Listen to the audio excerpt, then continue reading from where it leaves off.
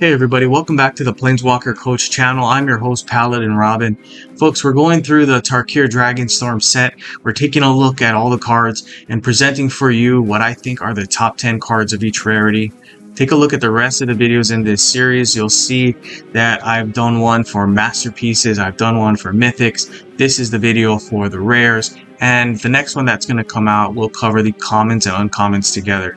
Alright, so in no particular order, take a look at what I think are the top 10 rares in Tarkir Dragonstorm. Okay, let's take a look at the first one, Laseed Prowler. For 23, you get a 5/5 creature. This is a Snake Ranger. When this creature enters the battlefield, destroy the top X cards of your library. X is the number of green gems on the board. Restore 2, your first creature gets +Y/+Y. Y is the number of cards in your graveyard. So Restore is a new ability for this set. Restore basically puts down gems that are activate gems on the board. Those things will start to show up once this card is in the graveyard. And really what's going to happen is once you hit one of those activate gems, this is going to trigger the ability here. Alright, so as long as you have one creature on the board, you're going to get this ability. For me, what I want to do, obviously, is play this with Gather the Pack. Gather the Pack is a really good card that's going to throw a bunch of these into the graveyard. Obviously, you're going to play Gather the Pack with this one, and this one is going to be the only creature in that deck, so that guarantees that you throw a bunch of them, and only this creature, not any other creature, into the graveyard, and that's going to really help you to make use of this Restore ability. You'll see a ton of those gems start popping up, and once they start popping up, you can destroy those and get yourself a nice big buff. That's going to be super cool. I'm going to go and put together a deck that kind of showcases this, so stay tuned to the channel and you'll see some of that coming up. Okay, here's the next one, Barren Steep Siege. I think you've seen this one already on my channel. I do like this one a lot. This is a really good card. My thing about this card is this over here, right? Obviously, this first part, you get a permanent buff for your creatures at the end of the turn, but I think this one is the strength of this card.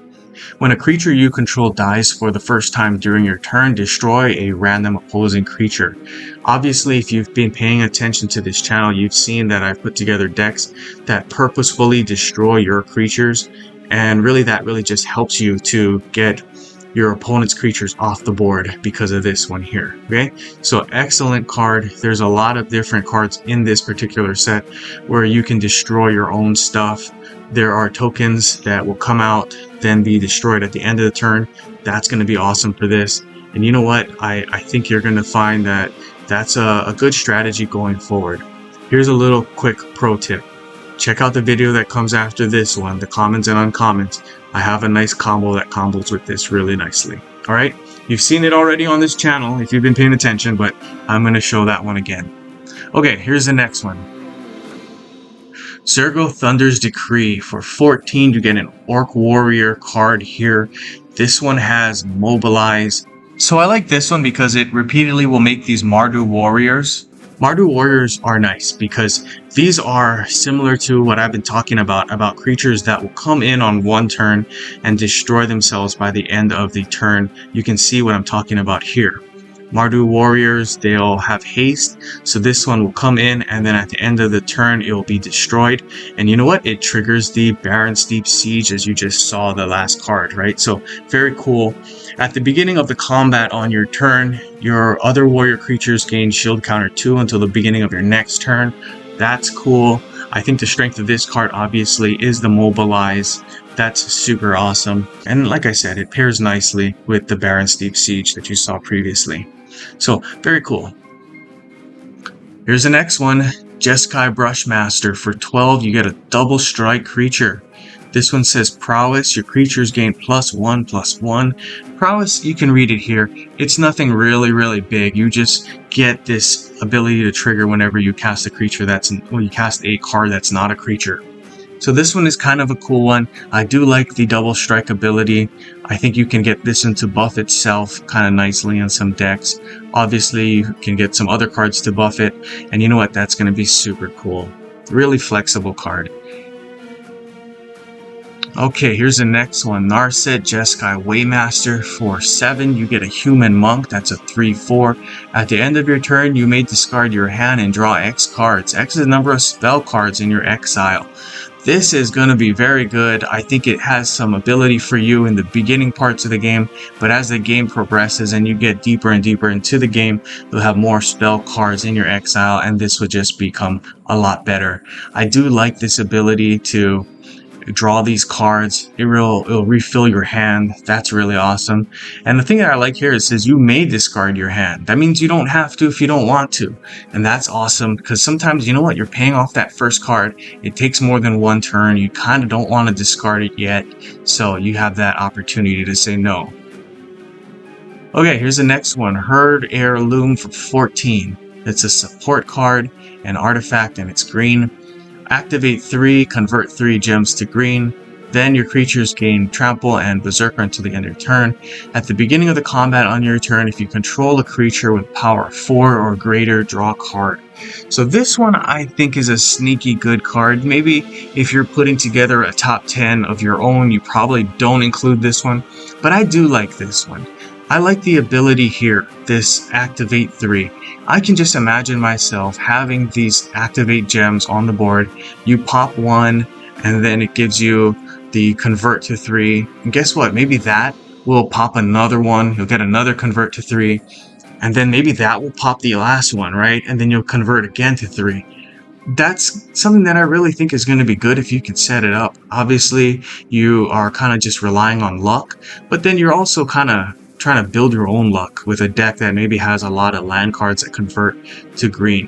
And I think once you get that done, you convert to green. Hopefully you'll be able to reinforce this one because it's only got 2 shields, but you're going to be able to convert a good amount of gems to green, kind of just using this.